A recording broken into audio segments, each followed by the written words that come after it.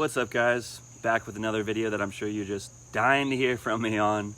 This video is actually a little different. It explains what I believe was the catalyst to my spiritual awakening and what introduced me to some of these more esoteric concepts and healing modalities and just really out there things that I never thought I would have experienced over the past year.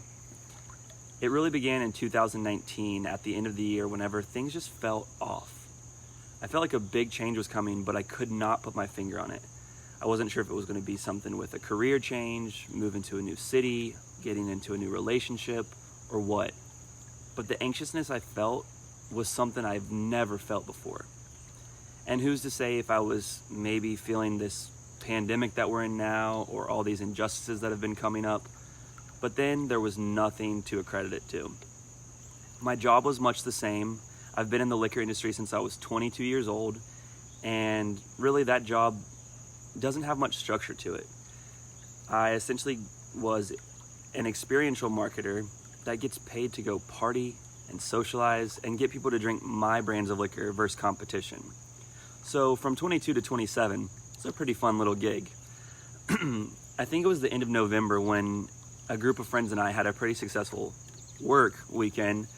You know, it was a Saturday night. We started with free drinks and dinner, on to free concert admission, all via my company, and then free VIP bottle service to end the night. So we got pretty intoxicated that night, had the free Ubers, had the free late night food, and I was getting paid to do it all the way. The next morning rolls around, Sunday, and before I could even feel hungover, the text messages start rolling in. What are we doing for brunch? It's a nice day in Charlotte. The sun's out. Let's go day drink. So the work continues. We start the day with a $400 bottle of champagne, hit a couple breweries, and then we make our way into Charlotte's Day Club for more free drinks via my company card. The day gets blurry. We probably black out before the sun even is set. Now, if you've ever been hungover on a Monday, take that feeling and multiply it by 10, and you still probably won't feel as low as what I was feeling that next day. I felt like my world was crumbling for whatever reason. My sense of purpose was stripped.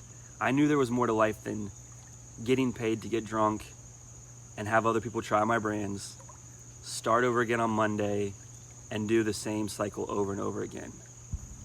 But this level of like depression and lowness that I felt over a weekend that was actually pretty routine for me was just so out of the norm. And the feeling lasted for several weeks until one night I was watching Netflix and just kind of in a mood still, that I got this message or insight that just came to me and said, Mac, you need to go talk to a psychic medium. And I was kind of taken aback. I've never really trusted my intuition like that or listened to a higher power. But for whatever reason, I did a quick Google search and I had a session booked for the next day. When I show up to the session, I'm greeted by a woman in her later 20s, mid-later 20s, named Caitlin, and I'll put her Instagram below. She looked just like you and I, wasn't wearing a witch hat or witch clothes or anything crazy. So I went into her office and she asked what brought me in. Other than me really just feeling like shit for a few weeks and then getting this message downloaded or insight, whatever you want to call it, I didn't have an answer for her. So when we began the session, she asked if I wanted to start with the psychic side of things or the medium side of things. And not really knowing the difference between the two, I was like, let's start with the psychic stuff. And I asked her the general questions. Did I make the right decision by moving? Am I going to be successful? Do I have a soulmate? And more eloquently than this, she answered, yes, you made the right decision by moving. You're going to be very successful. And I see a soulmate coming into your life in the next 3 years or so.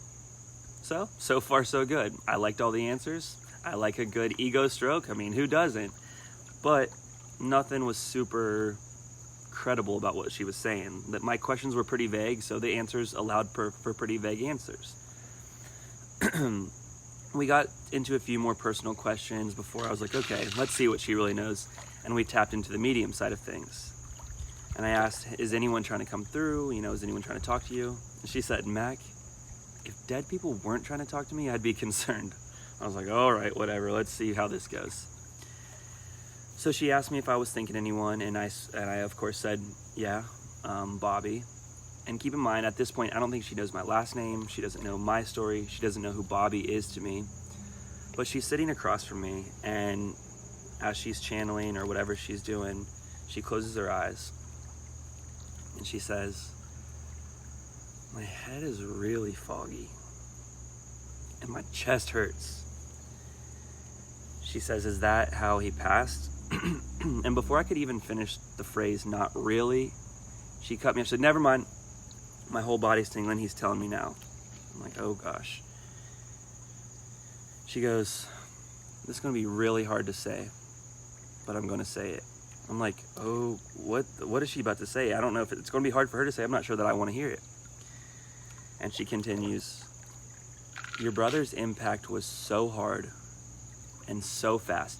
And at that point, I'm like, I'm getting ready to walk out of the room. I don't want to hear about how fast or how hard his impact was. He passed in a car crash. So I don't know where she's going with this. But she continues and says, "So hard and so fast that he felt absolutely no pain." And the sense of relief that I got from those words is something that I didn't even know was possible. She continues by saying, "He was scared because his soul was leaving his body so fast and he was confused as to what was happening, but he felt no pain." And it's making more sense now as to why she said her head was foggy and her chest hurt, because he actually didn't pass immediately. He was in the ICU and connected to a ventilator and medication to where he would feel those sensations. And this is probably when the tears started to manifest in my session. And then she continues by saying, "Oh, he's in the room with us. Like, do you have questions for him?" I'm like, what do you mean he's in? I couldn't wrap my head around what she was saying or how to compute that he was in the room. But I went for it anyways and asked him a few more questions. And then I finally got to a question that I was kind of excited to ask. And if you don't know the story, my brother Bobby actually has a twin, my sister Maggie. And several years ago when she found out she was pregnant, after much deliberation, she decided to name her firstborn after our brother and her twin, Bobby.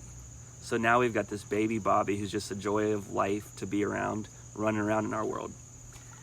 So I got to ask Caitlin if Bobby was saying anything about a namesake. And she says, "You mean like a baby?" I was like, yeah, like a baby. She's like, "You're not asking me if that's his soul reincarnated already?" I was like, no. She's like, "Good.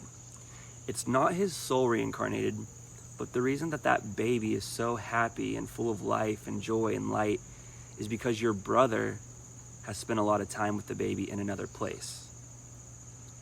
I was like, what? And what was even almost crazier is that, keep in mind, she doesn't know the dynamics. She doesn't really know who Bobby exactly was to me at the time and who the baby is and how it's all related. So the fact that she was saying all this was making so much sense, but also just so hard to comprehend. And she continued by saying, "He actually spends most of his time with the baby and your sister, as well as your mom, because your mom hasn't fully gotten over it yet." And that made sense to me, I could see that. She continued by saying, "He keeps saying something about wind chimes and your mom and something about wind chimes." And at that point I was like, okay, I don't know where she learned that technique, but she's just grabbing for something, because that does not make any sense to me. I asked a few more questions and the session was going great. I got to talk to my grandma and ask where they all were. And Caitlin said that anytime she's talking to someone in heaven, she just hears the trumpets and the white light behind them and all the horns playing. It's just like this overwhelming experience. So that was really cool to hear too. But on the drive home after the session, the doubt started to creep in. Mac, anyone could probably answer these questions. If you work at it long enough, use your context clues, see their body language, see their reaction, I'm sure you could put a story together too. So I really was like, okay, we'll see how legit this is. It wasn't until the next day when my mom called me to tell me how she was picking up baby Bobby for my sister from the daycare, and the minute she saw him, he just raised his hands up to her to pick him up, and he had a wave to the secretary on the way out. And my mom just kept saying, "Mac, that baby's just like so happy and full of joy and just full of light. Being 16, 17 months old, he's just so advanced for what he's doing." And that's when I had to tell my mom, okay, this is going to sound a little out there, but I recently spoke to a psychic medium, and she said the reason that baby Bobby's the way he is because our brother has spent a lot of time with him in another place.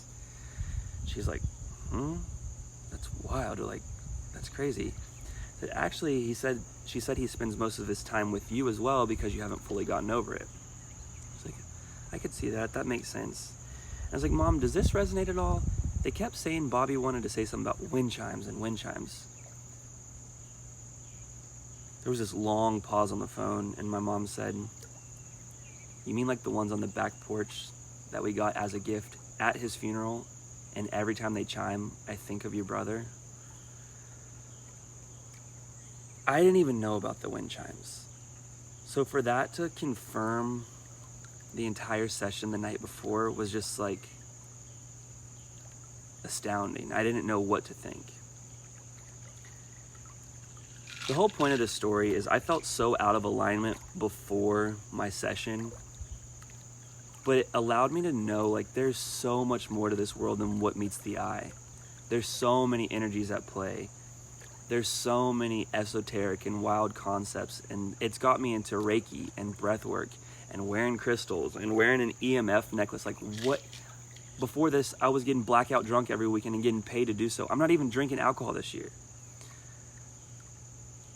Lean into some of these more esoteric concepts and don't let cognitive dissonance get in the way.